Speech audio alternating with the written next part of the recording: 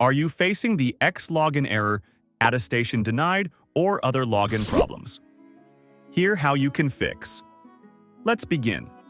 First, check whether the X app is updated or not.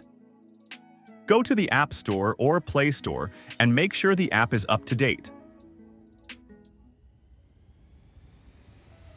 As a second method, enable a VPN and try logging into your X account again. If the issue still isn't resolved, try logging in through a browser instead. Download the Brave app from the Play Store or App Store, open it, and type X in the address bar, then log into your account through the browser. This issue usually happens because X has increased its security with stricter credentials and has blocked or removed all modded X apps.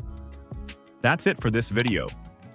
If you found it helpful, don't forget to like, share, and subscribe.